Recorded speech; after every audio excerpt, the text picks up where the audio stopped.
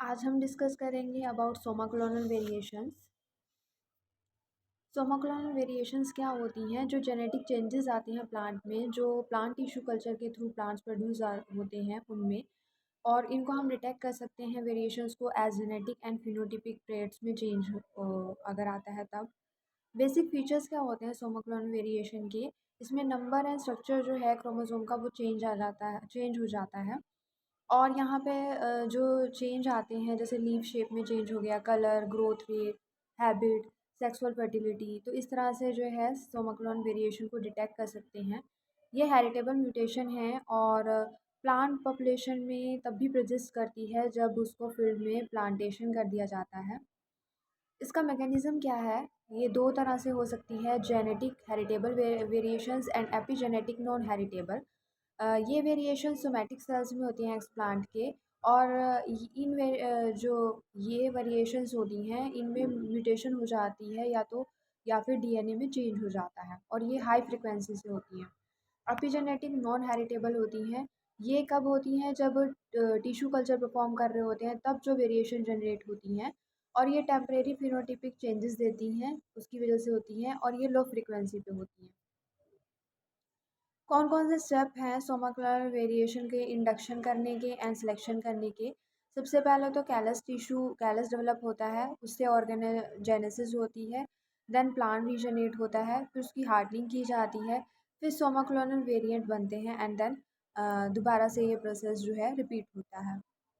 Cause क्या है somaclonal variation के? फिजियोलॉजिकल कॉज हो सकता है, जेनेटिक कॉज हो सकता है, एंड बायोकेमिकल।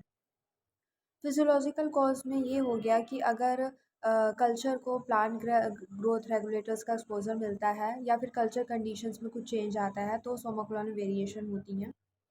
जेनेटिक में अगर क्रोमोसोम में नंबर में चेंज हो गया है, जैसे कि न्यूप्लॉइडी, इसमें या तो एक क्रोमोसोम या उससे ज़्यादा क्रोमोसोम का गेन होगा या फिर लॉस होगा।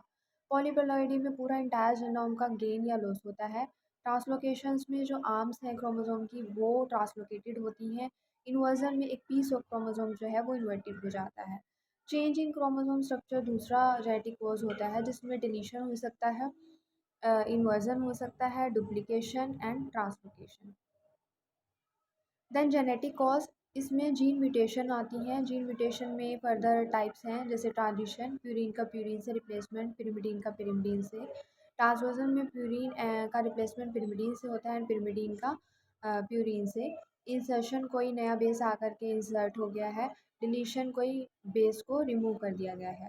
प्लाज्मा जीन म्यूटेशन हो सकती है, ट्रांसपोजेबल एलिमेंट एक्टिवेशन।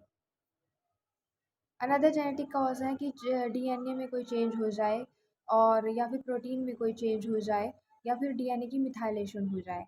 तो इससे क्या होगा? मिथाइलेशन से जो ट्रांसक्रिप्शन प्रोसेस है वो इनएक्टिवेट हो जाएगी।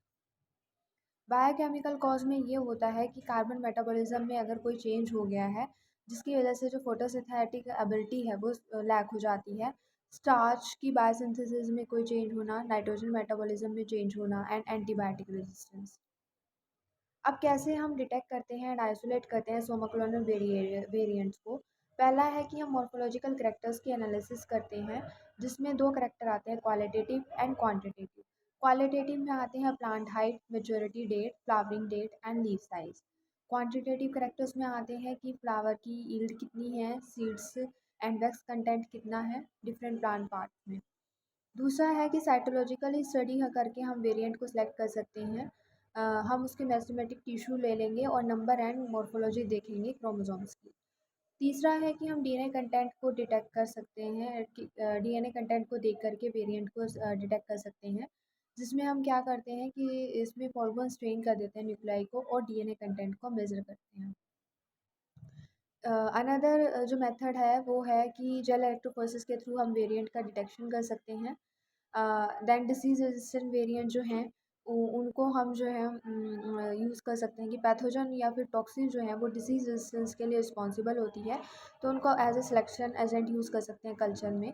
Detection of herbicide resistant variant, इसके लिए हम हर्बिसाइड को ऐड कर देते हैं सेल कल्चर में, और इस तरह से हर्बिसाइड रेजिस्टेंट प्लांट जो है वो सिलेक्ट हो जाते हैं। नेक्स्ट है इन्वायरमेंटल स्ट्रेस टॉलरेंट वेरिएंट।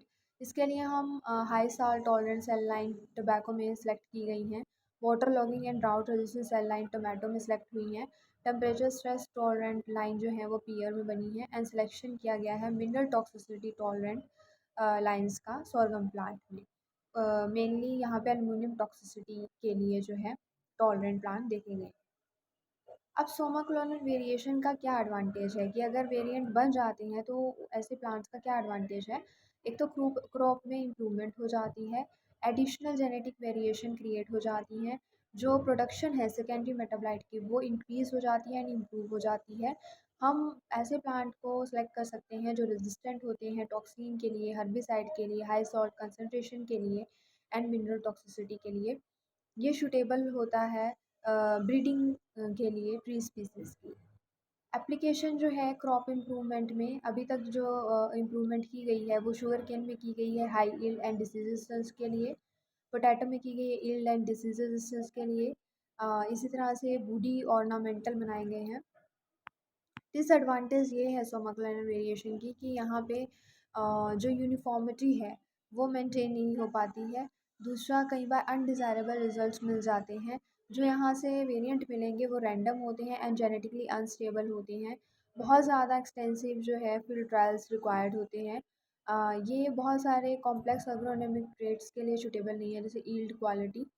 और यहाँ पे जो वेरिएंट डेवलप होते हैं प्लियोट्रॉपिक इफेक्ट के साथ होते हैं जो कि ट्रू नहीं है।